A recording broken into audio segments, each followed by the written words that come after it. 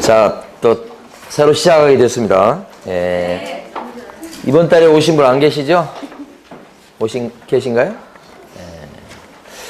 자, 지금까지 공부를 하나도 안 했어도 오늘부터 하면 합격입니다. 예. 내일부터 하면 안 되고. 예. 시간 충분합니다. 지금 175일 남았을 거예요. 예, 그러니까 많이 남았습니다. 자, 받으신 요약집 가지고 우리가 5, 6, 7, 8 이렇게 공부하게 될 것입니다. 그래서 요약집 내용 요거 잘 보시면 시험 보실 때 여러분들이 알아야 될 내용에 한 300%가 들어가 있어요. 이 안에. 그러니까 요 중에서도 또 중요한 것도 골라서 해야 되겠죠? 그러니까 저한테 이것만 보면 됩니까? 이런 소리 하지 마세요. 요 중에서 중요한 거 일부만 봐도 합격하고도 남아요. 양이 많은 편이에요. 활자가 좀 적어서 그렇지 양이 많은 편이죠. 그 중에서 우리 수업 시간에 밑줄 긋고 별표 친 거 이런 것들 위주로 정리해 보겠습니다. 자, 제가 맡고 있는 과목이 이제 3편으로 구성이 되어 있는데 3편인데 그 중에서 제1편부터 제1편이 이제 시험 문제가 28문제 나오죠. 중개사법이요. 그 중에 1장 총칙부터 총설, 총칙 이렇게 2문제에서 3문제 정도 출제가 되죠. 1편에서 나오는 출제 문항수가 28문제, 2편에서 나온 게 5문제, 3편에서 나온 게 7문제. 3편이 실무죠. 그 다음에 여기 거래 신고 등에 관한 법률. 요 1편이 공인중개사법 그렇습니다. 비중이 제일 높죠, 1편이. 그 중에 제1장 이렇게. 자, 1장에 보시게 되면 제일 앞에 이제 뭐가 나오냐면 역사에 대한 부분이 문에 조그맣게 나오죠. 거기서 이제 지금까지 시험에 나온 적은 없었습니다. 그러니까 빨리 보고 가면 1961년 소개영업법 시절 61년 이때가 박정희 정권 시절. 그때 오른쪽에 보시면 부동산도 소개했을 뿐만 아니라 동산, 그 다음에 직업 소개, 남편 소개 그 했던 시절이 소개영업법이에요. 응? 소개란 소개는 다 했던 시절. 그때는 신고만 하면 소개영업소를 할 수 있었어요. 그러니까 우리 사실은 소개영업소란 말이 그렇게 오래된 얘기는 아닙니다. 그래서 소개영업소에서 모든 소개행위를 다 했던 시절. 신고하면 돼요. 증거 필요 없고요. 그랬다가 83년 부동산 중개업법이 만들어졌는데 요게 전두환 정권 시절. 그때는 시험제도를 처음으로 도입했네요. 여러분 공부하시는. 그리고 나서 이제 허가 내면 중개업을 할 수 있다. 허가제. 이렇게. 허가 내면 이렇게. 이게 허가제가 신고제보다는 센 거예요. 자, 그리고 나서 이제 99년 요게 김대중 정권 시절. 그죠? 그때는 보니까 자격제도는 그대로 있는데 허가제에서 등록제로 바뀌었습니다. 등록제 이렇게 나와 있죠? 오늘날도 중개업하려면 등록 내시오. 오늘날의 법도 똑같습니다. 자, 요 3가지 정도가 좀 중요한 의미가 있으니까 봤고요. 그 다음에 밑에 쭉 내려가 보시면 재정 목적이라고 하는 게 나옵니다. 여기서부터가 진짜 시험 범위고 목적에 보면 4가지죠. 그래서 1번에 보면 공인중개사법은 공인중개사의 업무에 관한 사항을 정한다. 업무. 그 다음에 2번째는 공인중개사의 전문성을 높인다. 재고. 이렇게. 자, 3번째 목적은 뭐냐 그러면 중개업을 건전하게 육성한다. 3번째 목적. 이렇게. 마지막 목적은 국민경제에 이바지함. 이렇게 4가지가 목적입니다. 그래서 이 목적 4가지를 암기하실 때 공인중개사의 업무를 시작하기 전에는 업무 전에는 경건한 마음을 가져야 되겠다. 이런 뜻입니다. 업무 전에 경건해야 되겠다. 공인중개사 업무 전에요. 공인중개사의 업무가 뭘까요? 업무라고 되어 있는데 중개업입니다. 중개업. 그러니까 중개업을 하기 전에 경건해야 된다. 이런 뜻이요. 그러니까 중개업을 하기 전에 암기할 때 그렇게 암기하자는 뜻이요. 진짜 경건하지 말고 지금. 그래서 여기서 얘기하는 요 업무는 공인중개사의 업무에 관한 사항을 정한다. 첫 번째 목적 전이 뭘까요? 전. 공인중개사의 전문성을 제고하고 높이고. 자, 세 번째 목적이 요거예요, 요거. 마지막 거. 중개업을 건전하게 육성한다. 자, 네 번째 목적은 국민경제의 바지함. 국민경제의 바지함. 이렇게. 네 가지 목적이니까 시험 내기도 적당해요. 암기를 해두시고. 자, 첫 시간에 주로 용어에 대해서 할 겁니다. 용어에 대해서 보도록 합니다. 오른쪽에 보시면 용어에 해당하는 게 중개가 제일 먼저 나옵니다. 중개. 그 가로 1번에 보면 두 줄이 있는데 그 중개를 끊어서 읽어보겠습니다. 자, 중개라 함은 3조 규정에 의한 중개 대상물에 대하여까지 끊으시고요. 그 다음에 거래 당사자 간의 매매, 교환, 임대차, 그 밖의 권리의 득실, 변경에 관한 행위를까지 끊으시고요. 자, 세 번째, 알선하는 것을 말한다. 이렇게 되어 있습니다. 자, 요걸 이제 이렇게 방금 전에 끊어 읽은 걸 써놓은 게 가로 2번이에요. 자, 그럼 칠판에서 설명드립니다. 용어 중에서 가장 기초적인 용어가 중개고요. 중개가 되려면 세 가지 조건을 갖춰야 됩니다. 일단 3조에 규정되어 있는 중개 대상물을 전제로 합니다. 중개 대상물을 이렇게 하면 토지, 건물, 임목, 광업재단, 공장재단까지 5개 주로 부동산 얘기하는 겁니다. 자, 이런 부동산을 3조에 나와 있죠.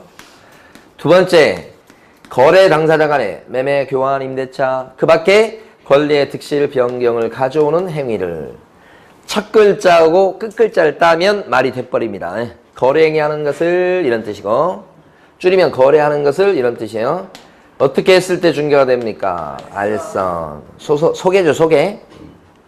그래서 이 의미는 뭐 어렵지 않습니다. 부동산에 대해서 거래하게끔 소개시키면 중개다. 다 아시는 개념이에요. 근데 이제 이게 이론적으로 들어가면 이제 그게 좀 어려운 거죠. 거래 행위를 민법에서 쓰는 말로 바꿀 때는 법률행위다 이렇게 바꿀 수 있어요. 그리고 법률행위의 가장 대표적인 것이 계약 아닙니까? 그러니까 결국은 이 부동산들에 대해서 계약서 쓰게 도와주는 거야. 이게 중개다 이런 뜻이야. 그런데 이제 법률적으로 보면 법률 행위를 하게 되면 권리의 변화가 생깁니다.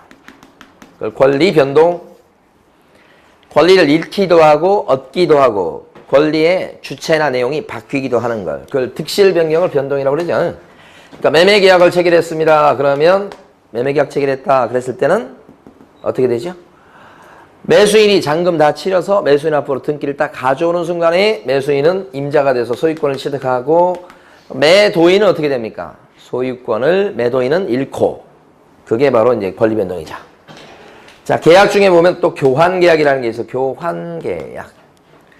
교환 계약이라 그러면 부동산과 부동산을 바꾸는 거, 맞바꾸는 거. 땅 주인하고 상가 주인이 교환한다. 그런 거예요. 그럼 나중에 이제 교환 계약을 체결해서 서로 등기를 넘겨주게 되면 땅 주인은 상가 주인이 되고 상가 주인은 땅 주인이 되고 이런 식으로 소유권자가 뒤바뀌죠. 소유권 변동이 생기죠. 요것 때문에 이런 뜻. 그 다음에 이제 임대차 계약이다 그러면 빌리는 계약입니다. 아파트에 대해서 2년간 임대차 계약을 체결했다. 이렇게. 그럼 빌린 사람은 그 전에 없었던 임차권이라는 권리를 갖게 돼서 임차권 때문에 자기 집도 아닌데 거기서 2년간 먹고 자고 생활할 수 있다. 그 권리가 임차권이고 이것 때문에 생긴 거죠. 이렇게. 계약 중에 보면 땅을 빌리는 계약이 있습니다. 그걸 지상권 설정 계약이다 이렇게 부르고 땅을 갖다가 30년간 빌릴게요. 매년 땅세로 얼마씩 주고요. 이렇게 지상권 설정 계약을 통해서 지상권 등기를 딱 하게 되면 그때는 그 전까지 없었던 지상권이 생겨요. 그러면 지상권 등기가 된 사람은 자기 땅이 아닌데 거기다가 자기 땅인 양 나무도 심고 건물도 세우고 그렇게 할 수도 있다. 이 권리가 요것 때문에 생긴 거예요. 30년간 빌릴게. 1년에 땅세 얼마씩 줄게 하면서. 그 다음에 저당권 설정 계약이 있죠. 이게 대출했을 때 담보를 잡는 계약입니다. 저당권 설정 계약을 통해 가지고 은행이 저당권이라는 권리를 얻게 되죠. 그럼 저당권은 어떤 건가? 요 권리는 혹시 이제 이자도 안 내고 뭐 원금 갚아야 될 때 원금도 안 들어오고 그러면 경매를 신청할 수 있는 권능이 요 권리 안에 들어가 있다. 은행이 저당권자예요. 이 저당권이 어떻게 되는가? 대출해 간 사람이 나 이자 못 내고 그러면 경매 넣어도 좋아요. 이렇게 해가지고 저당권 설정 약정을 해서 생긴 거예요. 은행한테. 그러니까 지금 뭘 보는 거냐면 여기 나와 있는 이런 각종 계약을 통해서 이런 권리의 변화가 생긴다 이거고, 요게 이제 민법 총칙이에요. 법률행위하고 권리변동. 민법 시간에 여러분 잔뜩 배우시는 거. 그러니까 이걸 다시 이제 풀어놓은 것이 그 조문이에요. 거래 당사자 간에 매매, 교환, 임대차, 그 밖에 권리의 득실 변경을 가져오는 행위를, 그거니까 요것이 계약이에요, 계약. 결국 여기로 다시 이제 돌아옵니다. 계약 체계라는 것을 조선해 둔다. 그러면 중개 이렇게 하는 거예요. 여기서 개념 하나를 보고 가요. 여기 보면 이런 소유권, 임차권, 지상권, 저당권 이런 것을 중개 대상 권리라고 그래요. 중개 대상 권리. 무슨 얘기냐면 중개 활동을 통해 가지고 중개 활동을 해 갖고 변화되게 만드는 대상 권리다 이런 뜻이에요. 그러니까 시험에서는 중개 대상 권리입니까 아닙니까 이런 거 잘 물어보거든. 그러니까 중개 대상 권리에는 이런 임차권 들어가죠. 저당권도 들어가죠. 뭐 지상권 들어가고 지역권도 들어가고 민법 시간에 배우는 전세권도 들어가고 등등등 많이 있겠죠. 이렇게. 만약에 환매 계약이라는 거 뭔지 아십니까? 네. 다시 되사올 수 있는 권리? 네. 자, 부동산에 대해서 환매 계약을 체결하게끔 알선했다 그러면 환매 계약을 체결해서 되사오기로 한 사람은, 그 사람은 환매권이라는 권리를 얻게 되죠. 권리가 지금 생겼잖아, 없던 게. 그러면 그것을 갖다 중간에서 소개시키면 그 활동도 뭐다? 그 활동도 중개다. 그러니까 중개 대상 권리에는 환매권 이런 것도 들어갈 수 있겠네요. 들어갈 수 있다. 근데 환매권은 채권입니까? 물권입니까? 채권. 부동산 임차권은 채권입니까? 물권입니까? 채권. 그러니까 중개 대상 권리는 채권도 있고, 근데 물건이 훨씬 많죠. 그죠? 그렇게 이해하시고. 자, 하나 더. 여기 권리 변동이 생기는 원인 중에 보면 법에 그렇게 써져 있기 때문에 권리 변동이 생기는 그런 경우가 있지요. 법에 써져 있는 관계로 대표적인 것이 뭐냐면 상속 같은 거. 상속받은 아들은 아버지 소유의 부동산에 대해서 소유권을 취득하는 거예요. 그러니까 상속받으면 권리 변동이 생기는 겁니다. 그런데 언제 이런 소유권을 취득합니까? 상속받은 사람은 아버님이 돌아가시는 순간에 바로 소유권을 취득하지, 그죠? 무슨 계약서를 써가지고 소유권을 갖다 등기 냈을 때 취득하는 거 아니잖아요. 그러니까 이런 경우는 법에 그렇게 써져 있기 때문에 권리 변동이 생긴다 이런 거예요. 경매 같은 경우도 우리 지난주에 공부했습니다만은 낙찰자는 대금을 납부하는 그 순간에 바로 즉시 소유권을 취득해버리니까 계약서 안 쓰죠. 그래서 경매도 법에 써져 있기 때문에 권리 변동이 생깁니다. 이렇게 되는 거니까. 얘하고 얘 차이가 뭐냐 그러면 법률의 규정에 따라서 권리 변동이 생기는 이런 경우는 중간에 제3자가 개입할 여지가 없어서 알선이란 그런 용어는 성립될 수가 없고요. 따라서 중개란 용어는 법의 규정에 따라서 권리 변동이 생길 때는 중개란 용어 자체가 성립하지 않습니다. 그러니까 중개란 용어는 계약서 쓰는 거. 그래서 그때 제3자가 중간에서 개입할 수 있으니 알선의 여지가 있고 중개란 용어가 성립될 수가 있겠다. 그러니까 중개란 말은 권리 변동이 생겼다고 해서 다 중개란 용어가 만들어지는 게 아니고 법률 행위가 원인이 돼서 권리 변동이 생기는 이럴 경우에나 중개란 개념이 성립한다. 이걸 이해하시면 돼요. 그러면서 이제 세 가지 예를 들 텐데 이제 중개인지 아닌지 여러분들이 판단을 해보시는 거예요. 영업권이라고 하는 게 있습니다. 이 영업권이라고 하는 것은 가게에 보면 단골이 많이 있다 이런 거. 그 가게에 시설 투자돼서 거기 남아있는 가치가 있다. 탁자나 냉장고라든지 뭐 이런 거, 기계라든지 이런 거. 그래서 영업권은 그런 영업적인 가치를 누릴 수 있는 권리인데 이 영업권은 사고 팔 수 있습니까? 그때 영업권을 사면서 주는 돈을 뭐라고 불러요? 권리. 그래서 여기 보면 권리 양도하고 양수가 되어 이 권리에 대해서 그런 계약 체결이 가능하고 그때 계약서에 보면 권리금 1억 이렇게 나온다고 그랬죠. 이 권리 양도 양수 계약서 쓰는 것을 중간에서 알선하면 중개입니까 아닙니까 이거? 중개가. 왜 아니죠? 중개가 되려면 세 가지를 갖춰야 될 텐데 계약을 체결하게 만들어 주었으니까 2번, 3번은 갖췄다고 보는데 계약의 목적물이 여기 부동산이 아니죠 지금. 그래서 중개가 안 되는 겁니다. 그러니까 여기까지 설명을 드리면 이제 이해하기 쉬운 부분인데 이거 나왔을 때 이제 수험생분들이 괴로워하세요. 왜 저게 중개가 안 될까? 뭐 알선하고 그랬는데 중개가 돼야 될 건데, 그죠? 그래서 이제 합격해서 나가신 분들 중에 보면 이게 중개가 아니에요. 이거 모르고 많이 합격해 갑니다. 나중에 나가서도 이거 아니 지금 이거 소개하는데 이게 무슨 중개가 아니라고 그래 막 그렇게 하시는데 하여간 이론적으로는 중개가 아니에요. 이게 중개가 아니란 말이 못해요. 부동산 사장님은 이거 하면 안 돼요. 그런 뜻이 아니에요. 할 수는 있어요, 이거. 그런데 성질이 중개가 아니란 뜻이에요. 두 번째, 땅이 경매 나왔을 때요. 경매에서 싸게 나오니까 낙찰 받아보라고 소개시켰다 이 말이에요. 자, 그랬을 때 이것은 중개활동입니까? 왜 중개가 아니죠? 소개시켰는데 땅을. 경매 때문에 그런 거예요. 경매는 계약서 안 쓰죠? 땅에 대한 경매 알선 행위도 부동산 사장님이 할 수 있습니다요. 그렇지만 성질이 중개가 아니라 부동산 사장님이 하는 걸 다 중개 활동이라고 생각하시면 안 돼. 그걸 깨달으셔야 돼요. 예. 자, 그 다음에 세 번째는 뭐냐면 요건 기출문제에 나왔던 겁니다. 신축 빌라예요. 분양을 합니다. 이 분양이라고 하는 것은 최초의 매매 계약을 분양이라 그렇게 얘기해요. 그래서 분양 계약 체계라는 것을 대행을 해주고 있네. 대행. 자, 이러면 중개입니까? 아닙니까?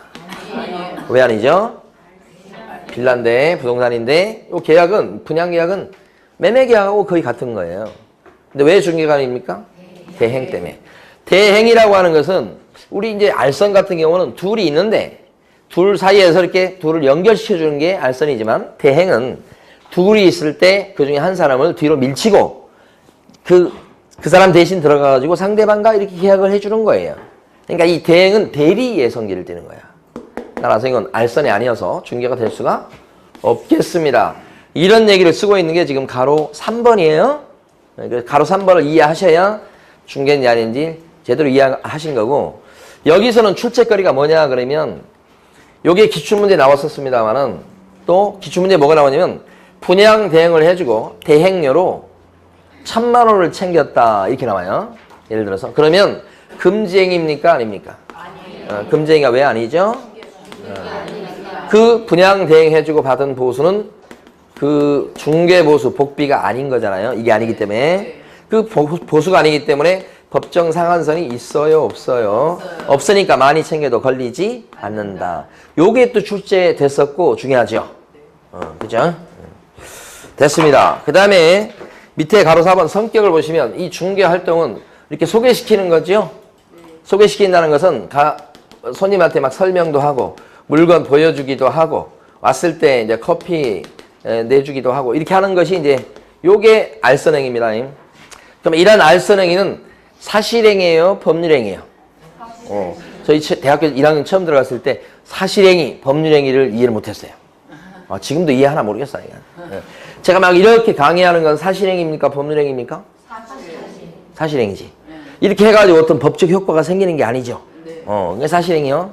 그러면 중개했다 그랬을 때 중개다 그러면 막 이렇게 입 아프게 설명하고 물건 보여주고 막 왔다 갔다 하고 커피 내드리고 이렇게 하는 건 다 사실적 활동이에요. 그러니까 중개는 사실행위입니다. 그런데 중개를 해가지고 손님이 하는 행위는 무슨 행위야? 법률행위입니다. 손님이 도장을 찍죠.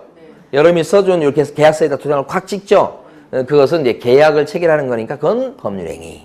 그러니까 법률행위 그러면 거의 계약이에요.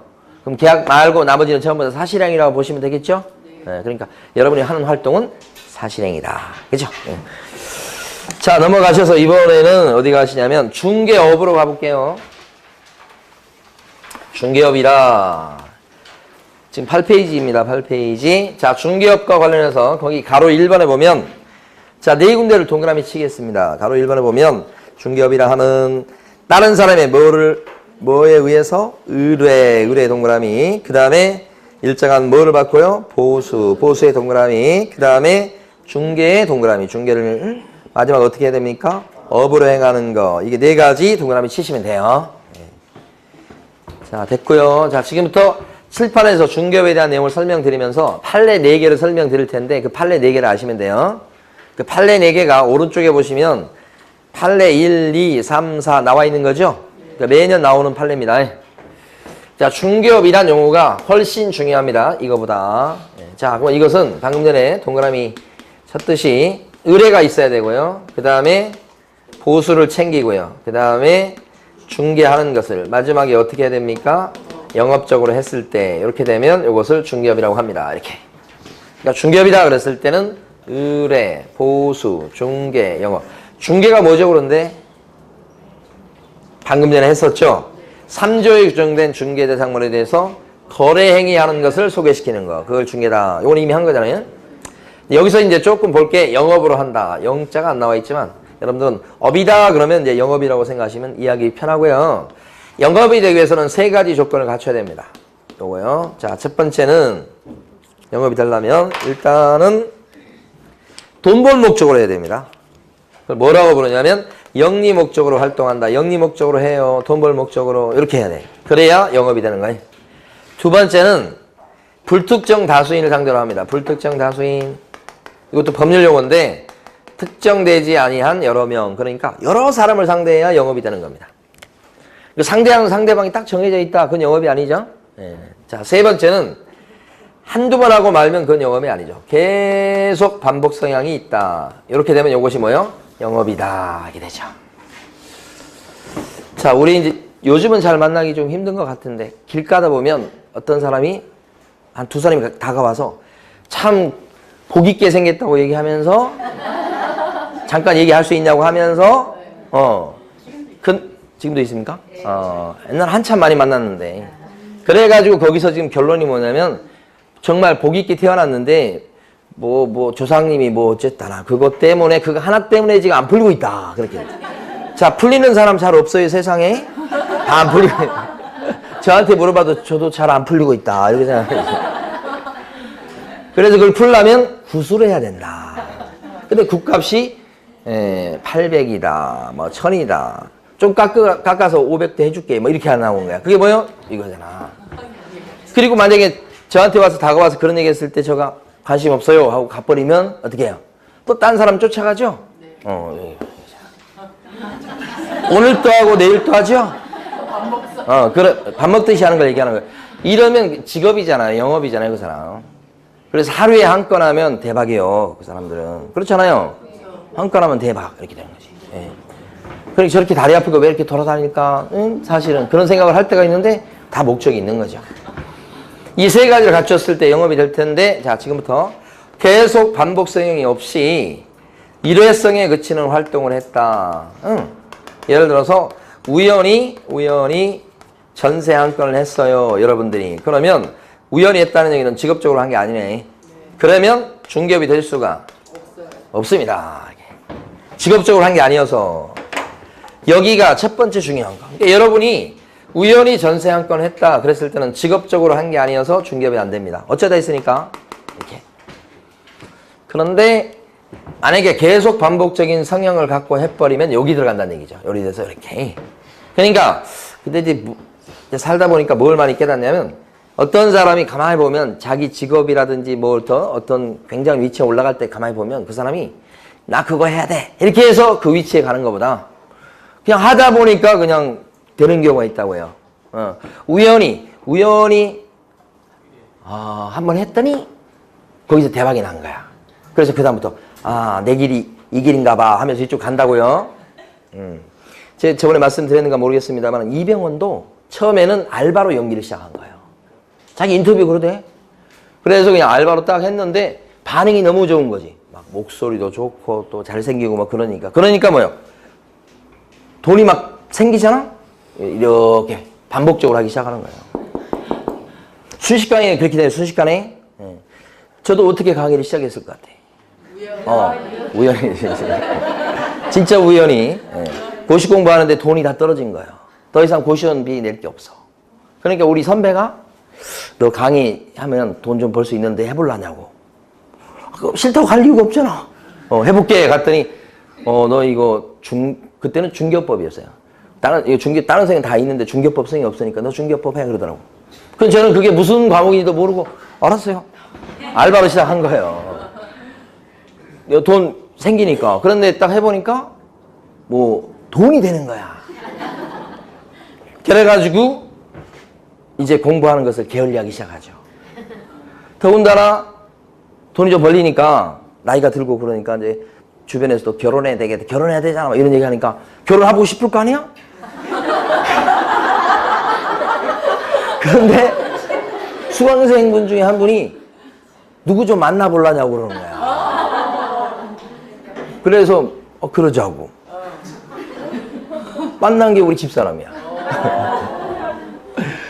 그래가지고 결혼해가지고 이제 또 애가 생기니까 공부는 무슨 이대로 행복했으면 이렇게 되는 거잖아요. 그래서 이렇게 됐나 봐요. 그다음부터는. 매일매일 제가 강의하러 나오잖아, 매주? 그럼 이게 이제 직업이 되는 거예요. 그래서 지금 이거 중에 여기가 중요한 포인트예요. 이거 두 개를 나누는 게 판례가 이렇게 나누는 건데 이거 나누는 이유는 이쪽에 들어가면 여기 세 가지 요건을 갖추면 중개업이 되고 중개업이 되면 그냥 못합니다. 아무나 못합니다. 이거 하려면 등록을 내고 하시오 이렇게 돼 있다고. 등록 내시오. 관청에 만약에 이거 중개업을 하는데도 등록 안 내고 하면 그때는 무등록 중개업자로 처벌하겠습니다. 3년 이하의 지역이나 3천만 원 이하의 형사처벌 대상이 됩니다. 이것이거든 이거. 그러니까 우연히 그냥 어쩌다 전세 한 건 했다. 이건 처벌받지 않아요. 자격증이 없어도 괜찮아요. 등록 안 하고 해도 뭐라고 하지 않습니다. 근데 직업적으로 하기 시작하면 어떻게 됩니까? 이제는 그냥 못합니다. 등록을 내고 해야 되고 안 하고 했다가는 무등록 중개업자로 처벌받습니다. 그렇죠? 그러니까 넘지 않아야 될 선을 넘기 시작했습니다. 이렇게 되는 거지. 이렇게. 자, 두 번째. 두 번째가 보수받아야 중개업이 됩니다. 근데 보수를 안 받았어요. 그러면 중개업이 안 돼요. 이렇게. 보수받아야 중개업이라고 법에 나와 있으니까 이건 뭐 어려운 건 아닌데 이제 애매한 일이 벌어집니다. 무슨 얘기냐면 여기 있는 어떤 사람이 있는데 그 사람이 자격증도 없고 등록이 안 돼 있는 사람이에요. 자격증도 없어요. 등록 안 돼 있고. 근데 그 사람이 부탁을 받아갖고 중개를 한 10건 해준 거예요. 그래서 직업적으로 한 거란 말이에요. 10건 했으니까 자격증이 없는 사람이. 10건 했는데 이제 보수를 갖다 이제 받으려고 할 거 아니에요? 달라고 했더니 그 손님들이 다 준다고 했어. 철석같이 약속도 했고. 그런데 나중에 계약서 쓰고 나서 그 10명이 하나같이 약속이나 한 듯이 보수를 갖다가 약속했던 그 사람들이 현실적으로는 보수를 안 줘버려요. 한 명도 안 준 거야. 근데 그 사람은 뭐예요? 무등록, 무자격 상태에서 10건 한 거잖아요. 그래서 그 사람들이 보수 안 주고 약속 안 지킨 이 사람들이 경찰서 가서 다 잃어버린 거야. 그러니까 경찰서에서 딱 나와보니까 자격증도 없지, 등록이 안 돼 있지, 10건이나 계약서 썼지. 그렇잖아요. 써줬지. 그러니까 이 사람을 무등록 중개업자로 이제 재판을 걸어갖고 대법원까지 간 거예요. 이랬을 때 대법원에서는 그 사람을 무등록 중개업자로 처벌해야 되냐, 이게 문제가 된 거야. 무등록은 맞아요. 근데 이 사람은 부탁받고 했죠.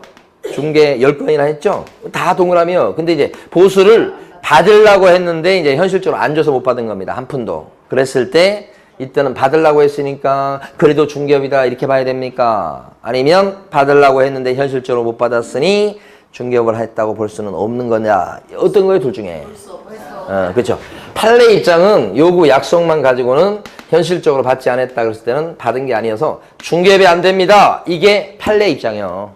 그러니까 판례를 그대로 알아두셔야 돼. 그러니까 결국은 무등록 상태에서 했다고 해도 무등록 중개업자로 처벌할 수가 없다. 여기 두 번째 판례입니다. 저희 교재에서는 요게 판례 3번에 있는 거예요. 다 읽어보셔야 돼요. 그러니까 다른 건 놔두시고 공부하실 때 여기 나와 있는 판례 요 4개를 잘 읽어보셔야 돼요. 자, 요게 첫 번째 판례 1번 판례입니다. 요게 우연히 했다 그랬을 때 1번 판례.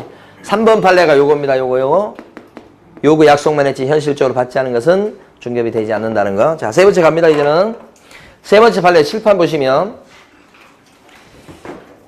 부동산 컨설팅 업자가 있습니다. 이 부동산 컨설팅은 이게 자유업종입니다. 컨설팅이 뭔지 아시겠죠? 부동산을 어떻게 이용하고 개발하는 게 좋을지에 대해서 조언을 해주는 건데 갑이 컨설팅 업자예요. 근데 이 컨설팅 업은 자격증이나 등록 이거 필요 없어요. 필요 없습니다. 그냥 사업자 등록만 해가지고 할 수 있어요. 이게 자유업종이라고 그러죠. 근데 이 부동산 컨설팅업 하신 분들은 보통 대부분 보면 자격증을 못 따가지고 하신 분들이 되게 많아요. 아니면 따기 귀찮아서 하거나. 그러니까 이런 분들은 사실 컨설팅이라고 말을 하지만 컨설팅 이외에 중개활동을 갖다가 꽤 해요. 어떤 경우는 아예 중개활동을 하려고 컨설팅 사무실을 차려놓고 컨설팅을 빙자해서 그냥 중개업을 하는 경우도 있어. 그러니까 이 사람이 주로 컨설팅을 하는데 이 케이스에서 중개를 갖다가 1년에 부동산을 몇 건씩 팔아줘요. 막 중개업소 상임처럼 막 수십 건, 수백 건은 아닌데 몇 건씩 해줘요. 근데 그걸 꾸준히 하죠. 부탁받고 하고 복비를 많이 챙겨가면서 합니다. 손님들이 복비 많이 주겠다고 합니다. 이거 땅 팔아주면 이렇게. 땅을 갖다 이렇게 개발해가지고. 그 다음에 이것을 꾸준히 합니다. 영업적으로. 그러면 이 컨설팅업자 갑의 행위는 조그맣게 중개활동을 했습니다만 이러고 이렇게 했다면 이 중개활동은 더 나가서 뭐라고 할 수 있어요? 중개업이다 할 수 있다는 거죠. 요건을 다 갖췄으니. 그러면 이 중개업이 되면 이 컨설팅업자 갑은 무자격 상태에서 이 중개업을 요런 활동을 조그맣게라도 하면 이 컨설팅업자 갑이 뭐가 돼요? 무등록 중개업자가 돼서 3년 이하의 징역이나 3천만 원 이하의 벌금으로 형사처벌 대상이 되거든요. 이렇게 처벌받는 경우가 꽤 있다고요. 그래서 자 결론 우리 일단 판례를 먼저 보시면 컨설팅을 주로 하면서 조그맣게 중개활동을 했는데 이런 식으로 했다면 그것도 분명히 뭐예요? 중개업이다. 그게 판례 입장이에요. 근데 더 나가서 이제 의미는 혹시 근데 무자격 상태에서 무등록 상태에서 했다면 처벌받겠다 이런 뜻이죠. 그래서 이제 자격증 못 따신 분이 사무실을 차려요. 컨설팅 사무실을 차려. 근데 실제는 중개활동을 막 다 해요. 근데 이제 옛날하고 지금 딱 비교해보면 이제 계약서 쓸 때쯤 되면 계약서는 자기들끼리 계약서 쓰는 것처럼 해버려요. 자기가 중개 다 하고.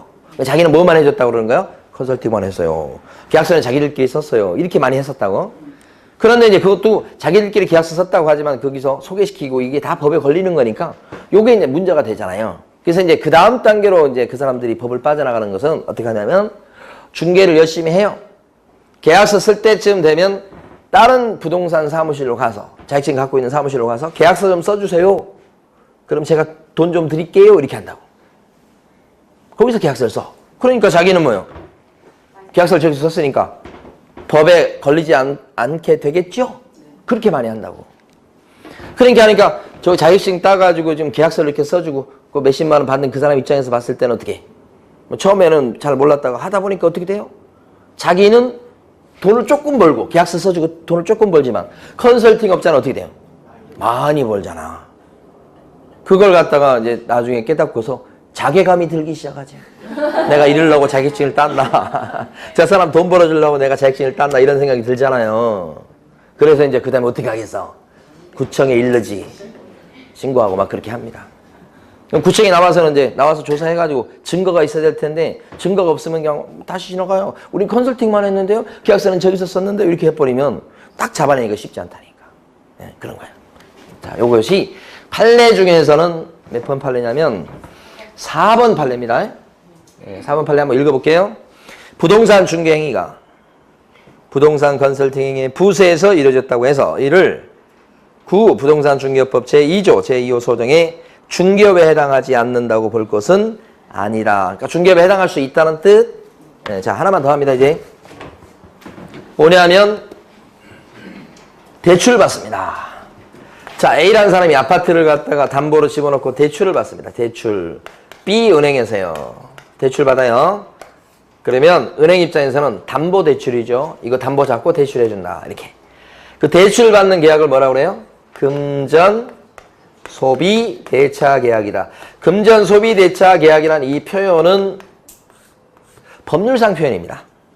나 은행에 금전 소비 대차 계약 체결하러 가. 그런 사람 어디 있어? 나 은행에 대출을 받으러 가. 이렇게 하는 거지. 이게 대출 받는 거 이게. 그럴 때 담보 대출이니까 이거 쓸 때 암암리에 이런 걸 써요. 저당권 설정 계약서를 쓴다고. 이 표현은 법률상 표현이니까 자, 그 이제 막상 그 양식을 보면 뭐 근저당 설정 약정서 뭐 이런 게 돼 있어요, 보통. 그게 이거예요. 그럼 두 장의 계약서를 쓰네요. 이게 바로 뭐냐면 A가 담보 대출을 받는 거야. 그럼 이랬을 때 중간에서 갑이라는 사람이 금전 소비 대차 계약서를 쓰게끔 알선했다 이렇게 되면 이 활동은 중개입니까? 아닙니까? 중개. 중개가 되려면 세 가지를 갖춰야 되죠. 중개. 자, 알 써놨죠. 계약 체결을 도와줬죠. 계약의 목적물이 뭐예요? 부동산 아니죠. 그럼 중개가 안 돼버리는 거예요. 저기서. 아까 영업권 저하고 똑같은 거예요. 자, 그런데 갑이라는 사람이 이번에 뭐 하느냐? 저당권 설정 계약서를 이렇게 쓰게끔 어떻게 한다고요? 알선. 또 갑이 하는 거예요. 그러면 갑의 일하는 행위는 중개입니까? 아닙니까? 요것은 중개에 들어간다. 왜 그러죠? 계약을 체결하게끔 도와줬는데 계약의 목적물이 뭡니까? 요거. 저당권 설정 계약이 되다 보니까 요 아파트죠. 부동산이죠. 그래서 중개가 됩니다. 이렇게 하는 게. 위아래가 다르죠. 자, 이랬을 때 결론적으로 얘기하면 두 장의 계약서를 써준 갑은 두 장의 계약서를 써줬는데 결과론적으로 중개한 겁니까? 안 한 겁니까? 중개한 거 맞죠? 요 부분 때문에 중개가 돼요. 위에는 중개가 아니니까. 그렇지만 이런 활동 어쨌든 간 의뢰를 받아가면서 보수를 챙겨가면서 영업적으로 했다면 갑의 일하는 행위는 중개활동을 뛰어넘어서 뭘 했다고 볼 수 있겠다. 중개업을 했다고 볼 수 있다. 그죠? 요것이 두 번째 판례. 그러니까 금전 소비 대차 계약 체결의 알선에 부수해서 저당권 설정 행위를 알선했다고 하더라도 중개에 들어가는 거고 이러고 이렇게 했다면 확실하게 어디에 들어갈 수 있다. 중개업에 해당할 수 있다는 게 2번 판례. 시험에 잘 나오는 판례죠? 그러니까 판례 4개를 꾸준히 계속 읽어보시면서 정리해 두시면 끝이에요. 됐습니다. 이제 어디 가시냐면 중개업까지 봤죠. 자, 나머지 10페이지 부분을 보도록 하겠습니다. 볼 텐데 자, 칠판을 치우고 용어가 6개인데 우리가 2개를 끝낸 겁니다. 지금까지 해서 2개를 끝냈는데 질문을 드려볼게요. 자, 중개업이란 온지 X인지 맞춰보세요. 중개업이란 제3조의 규정에 의한 중개 대상물에 대해서 거래 당사자 간의 매매, 교환, 임대차, 그 밖에 권리의 득실 변경에 관한 행위를 알선하는 것을 말한다. 맞습니까? 다시 하기 힘드는데. 근데 남은 김에 다시 해봐요. 중개업이라 하면 제3조 규정에 의한 중개 대상물에 대해서 거래 당사자 간의 매매, 교환, 임대차, 그 밖에 권리의 득실 변경에 관한 행위를 알선하는 것을 말한다. X죠. 중개업이 아니고 중개죠. 그러니까 중개란 말과 중개업이란 말을 구별할 줄 아셔야 돼. 중개는 세 가지. 중개업은 4가지. 이렇게. 자, 거기 나와 있는 개업 공인중개사가 누군가? 자, 개업 공인중개사는 어떤 사람을 개업 공인중개사로 합니까? 거기 보면 개업 공인중개사. 이 법에 의해서 중개사무소에 개설, 등록한 자를 말한다. 등록한 사람을 개공이라고 부르죠. 등록. 첫 줄에 나와 있잖아요. 등록만 돼 있으면 개공이 되는데 개업 공인중개사의 종류가 3종류가 있죠. 그 3종류가 뭐냐? 첫 번째는 혼자 자격증을 따서 혼자 오픈한 공인중개사인 개공. 자, 그 다음에 법인 일차를 가지고 오픈한 법인 개공. 이렇게. 그 다음에 자격증도 없는데 기존에 중개업을 계속 해왔기 때문에 법 부칙조문에서 끄트머리 조문을 부칙이라고 그래요. 부칙조문에서 등록된 걸로 쳐주는 양반에서 부칙개공이 있어요. 이분이 이제 자격증 없이 옛날에 해오셨던 분들. 그러다가 이제 자격증 제도가 도입된 게 83년도 도입됐을 때 기존에 그냥 신고만 하고 자격증 없이 했던 분들을 못하게 할 수 없으니까 부칙조문에서 허가받은 걸로 봐줄게 하고 넘어왔었는데 99년도에 이제 등록제로 또 바뀌었잖아요. 그때도 기존에 그냥 허가받은 걸로 봐줬던 복덕파 할아버지를 이제는 이제 제도가 등록제로 바뀌었으니까 이제부터는 못 하십니다. 할 수가 없잖아요.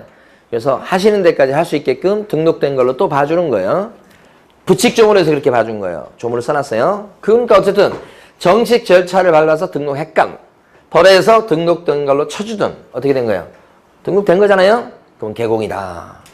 그러니까 이 부칙개공은 중요한 특징이 자격증이 있어요? 없어요? 없죠. 개업 공인중개사로서 이 공인중개사라는 말이 있다고 해서 이거는 무조건 자격증 있는 사람 중에서 개공이 된다고 생각하시면 안 돼. 그러니까 현재 개업 공인중개사의 용어는 증이 있다 없다를 가리지 않아요. 뭐만 돼 있으면 돼요? 등록만 돼 있으면 돼요. 중개업을 하느냐 안 하느냐 그것 갖고 따지는 게 아니에요. 중개업을 안 하더라도 뭐만 돼 있으면 개공이요? 등록. 이 등록이란 말에 동그라미를 쳐두시고 별표해 두시고 용어 할 때 이걸 꼭 확인해 주셔야 돼요. 됐습니다.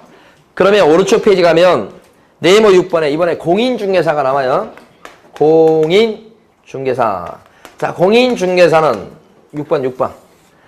밑에 보면 이 법에 의해서 공인중개사 자라고 나오죠? 자격증 딴 사람이 뭐예요? 공인중개사. 자격증 땄다? 공인중개사. 그러면 우리나라 사람인데 미국에 가서 미국의 라이센스 자격증을 땄어요. 공인중개사 자격증을. 그러면 여기서 얘기한 공인중개사에 들어갑니까? 아니요. 우리나라 사람일지라도 미국 법에 따라서 자격증을 따면 공인중개사 아니에요. 반대로 미국 사람인데 우리나라 자격증을 땄어요. 그러면 공인중개사에 들어간다. 국적을 가리지 않고 우리나라 자격증을 땄을 때가 공인중개사 이렇게 되는 거예요. 그러니까 공인중개사는 자격증 있는 사람, 개업 공인중개사는 등록된 사람. 그렇죠? 그럼 이 두 용어는 같은 말이? 아니다. 자, 질문 드려보는데 OX 공인중개사를 하면 이 법에 의해서 중개사무소 개설 등록한 자를 말한다. X. 공인중개사는 이 법에 의해서 개설 등록한 자를 말한다. X. 그죠? 등록한 자는 뭐예요? 개업공인중개사 이렇게 하는 거예요. 다시 또 질문? 공인중개사 자격을 취득했으나 중개사무소 개설 등록하지 아니한 자는 공인중개사라는 명칭을 사용할 수 있다. 이 사람 얘기하죠? 네. 자격증을 땄는데 아직 오픈 안 했다고 나와요 지금. 그래도 공인중개사 맞죠? 네. 그러니까 명함에다가 공인중개사 아무개라고 공인중개사라는 명칭을 쓸 수가 있다. 다시 질문. 자격을 취득했으나 중개사무소 개설 등록하지 아니한 자는 공인중개사 사무소, 부동산 중개 그런 명칭을 사용할 수가 없다. 그것도 맞는 거지. 공인중개사 사무소, 부동산 중개 그런 명칭은 누가 쓰는 거예요? 개공이 쓰는 명칭이니까. 자격증을 땄습니다만은 이렇게 등록 안 했을 때는 그 명칭을 쓸 수가 없다. 이렇게 하는 거지. 최근에 많이 나오는 질문이에요. 지금 방금 전에 지금 제가 질문 드린 게 됐고. 이런 개업 공인중개사 밑에서 일을 도와주는 사람을 고용인이라고 불러요. 근데 고용인의 종류가 두 종류죠. 하나가 뭐냐면 자격증을 따갖고 도와주는 사람이 있고 없이 도와주는 사람이 있죠. 자격증 갖고 도와주는 사람은 뭐라고 불러요? 소속 공인중개사 이렇게 불러요. 자격증 없이 도와주는 사람을 중개보조원 이렇게 부르고, 자 실무에서도 보면 소속 공인중개사를 소공이라고 많이 줄여서 얘기하고요. 중개보조원 그랬을 때는 보조원이라고 많이 줄여서 얘기합니다. 그러니까 증 가지고 도와주는 사람을 소공, 없이 도와주는 사람을 보조원. 근데 이 사람과 이 사람의 차이점은 소속 공인중개사가 되면 중개 업무를 봐줄 수 있는 사람이고 여기는 중개 업무를 못 봐요. X 이렇게 돼 있죠. 중개 업무를 못 봐요. 이렇게 되는 거죠. 자, 그래서 중개 업무를 봐줄 수 있는데 보조 업무는 어떤가? 보조 활동은 소공도 할 수가 있고 중개보조원도 할 수가 있고 여기 차이가 없네. 가만히 보니까 소공과 중개보조원에 대한 용어를 봤을 때 차이점이 이렇게 증이 있냐 없냐가 차이점, 그 다음에 중개 업무를 봐줄 수 있냐 없냐가 차이점이라고. 공통점은 뭐냐 그러면 둘 다 개업 공인중개사인 사장님 밑에 속해 있는 게 공통점. 그러면서 여기가 차이 나죠. 이러다 보니까 소속 공인중개사는 중개 업무를 할 수 있고 보조원은 중개 업무를 못 보니까, 그죠? 중개 업무하고 보조 업무가 뭐냐는 건 대단히 중요하다. 보조 업무를 둘 다 할 수 있으니까 이렇게. 그러면 이제 중개 업무가 뭐냐에 대해서 법조문도 없고 판례도 없지만 국토교통부 장관이 해놓은 얘기가 있다. 그 얘기는 뭐냐? 예? 자, 중개 업무는 뭐냐 그러니까 물건에 대해서 확인 설명하는 거. 요게 중개 업무다. 또요. 확인 설명서를 작성해 주는 거. 요게 중개 업무다. 또요. 매매나 임대차 계약서를 써주는 거. 요것도 중개 업무에 들어간다. 이렇게. 중개 업무에 들어간다. 이렇게 하는 거지. 요거. 세 가지만. 그럼 나머지, 세 가지를 뺀 나머지는요. 중개 업무에 들어갑니까? 안 들어가죠? 나머지는 일체 다 뭐예요? 보조 업무다. 그래서 보조 업무에 해당하는 것 중에서 대표적인 거. 현장 안내한다 이런 거 있잖아요. 물건 가서 보여주고. 그 다음에 일반 서무라고 그래가지고 각종 장부 정리하는 거예요. 접수장이라든지 격리 장부 같은 거. 각종 장부 정리하는 거. 이거 다 나머지 업무에 들어갑니다. 이거 말고도 이제 물건에 대한 조사 활동이라든지 이런 거. 아니면 손님 왔을 때 뭐 커피 대접한다는 거 이런 거라든지 아니면 청소하고 이런 거 다 뭐예요? 보조 업무죠. 그래서 세 가지 빼고 나머지는 다 보조 업무 이렇게 되죠. 자, 이해하셨으면 지금부터 정리합니다. 소속 공인중개사라 함은 찾아보세요. 지금 네모 4번. 소속 공인중개사라 함은 개업 공인중개사에 소속된 맞죠? 공인중개사로서 이렇게 나왔습니다. 그럼 공인중개사로서 이렇게 나왔는데 여기에 밑줄 그어져 있는데 이것을 빼먹으면 안 됩니다. 반드시 얘기해 줘야 됩니다. 그래야 보존하고 구별됩니다. 공인중개사로서 빠지면 틀리고요. 그 다음에 가로 있는 거 좀 이따 보고요. 중개 업무를 수행하거나 거기도 밑줄 그어져 있죠. 중개 업무를 할 수 있는 사람이 소공이요? 보존 못하죠. 그러니까 중개 업무를 수행한다는 얘기를 꼭 해줘야 돼요. 그래서 구별해야 돼요. 그래서 중개 업무를 수행하거나 그 다음에 개업 공인중개사의 중개 업무를 어떻게 하는 사람? 보조하는 사람을 말한다. 보조 활동도 할 수 있죠.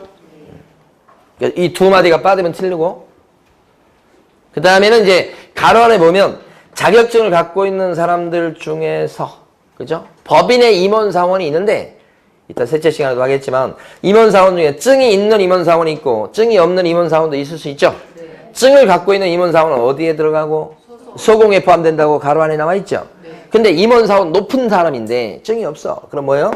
보존이다 하는 얘기지. 그러면 법인인 개업공인중개사의 모든 임원을 맞는지 보세요. 법인인 개업공인중개사의 모든 임원은 매매계약서를 작성할 수 있다. 그러면 틀리죠? 임원이지만 증 갖고 있는 임원은 작성해 줄 수 있겠지만 증이 없다면 못 써주죠. 그래서 임원사원 중에 공인중개사인 자를 포함한다. 여기가 중요하다고. 자, 세 번째 이제 하나 더 여기서 이해해봐요. 최근에 보면 자격증을 땄는데 이 사람이 자격증 따서 취직했어요. 일 배우려고. 부동사무실에 취직해서 지금 배우려고 일하고 있는데 6개월이 지금 됐어요. 근데 6개월 동안 사장님이 계약서를 쓰는 법, 확인설명서를 작성하는 법 이건 하나도 안 가르쳐주고 계속 6개월 동안 커피 타는 법, 청소하는 법 키 들고 와서 물건 보여주고 막 이런 일만 시키는 거예요. 6개월 동안 자격증 따가지고 이제 일별로 왔는데 그럼 이 사람은요 소속 공인중개사에 포함됩니까? 계속 이런 일만 하는데도 네. 그렇죠. 반드시 이걸 해야 된다 이런 게 아니고 할 수도 있다는 거죠. 이거 할 수도 있고 이거 할 수도 있고 실질적으로 이것만 하네요. 그래도 어디에 포함돼요? 소공에. 그죠? 그러니까 커피 탈 때도 자격증을 딱 끼고서 커피를 타면 뭐가 되고? 소공. 자격증 없이 커피를 타고 앉아있으면 그 보조원이에요 그냥. 자, 밑에 네모 5번 갑니다. 마지막으로 중개보조원이라 하면 이렇게 돼 있죠. 그때 보니까 공인중개사가 아닌 자로서 이거 빠지면 안 됩니다. 자격증 없다는 얘기를 꼭 얘기해줘야 누구하고 구별돼요? 소공. 공인중개사가 아닌 자로서 개업 공인중개사에 어떻게 되어 있다고요? 소속되어. 그죠? 속해 있어야 되겠죠? 그리고 못하는데 이거 못한다는 얘기는 안 합니다. 아무 얘기 안 하고 건너뜁니다. 그래서 무슨 얘기 하느냐. 거기 보면 중개 대상물에 대한 어떤 거요? 현장 안내, 일반 서무가 밑줄 그어져 있죠? 중개 보존이라는 건 현장 안내, 일반 서무 이런 거 하는 사람이요. 그 현장 안내나 일반 서무가 중개 업무 아니고 어떤 업무죠? 단순 보조 활동이죠. 그 보조 활동의 얘가 현장 안내, 일반 서무예요. 그래서 시험 나올 때 자, 중개 업무와 관련해서 거기 보면 중개 대상물에 대한 현장 안내까지는 맞겠네요. 현장 안내. 확인설명서 작성. 틀리죠? 현장 안내. 계약서 작성. 이렇게. 틀린 거죠? 그러니까 여기 밑줄 건 여기를 틀리게 된다고요? 그럼 이 활동을 줄여서 얘기하면 뒤에 나오지만 단순한 뭐요? 보조 활동이죠? 그 보조 활동만 하는 사람을 뭐라고 불러요? 보조원이다. 이렇게 부르는 거지. 그렇게 구별해 주시면 되겠습니다. 자, 쉬었다가 중리선물 하겠습니다.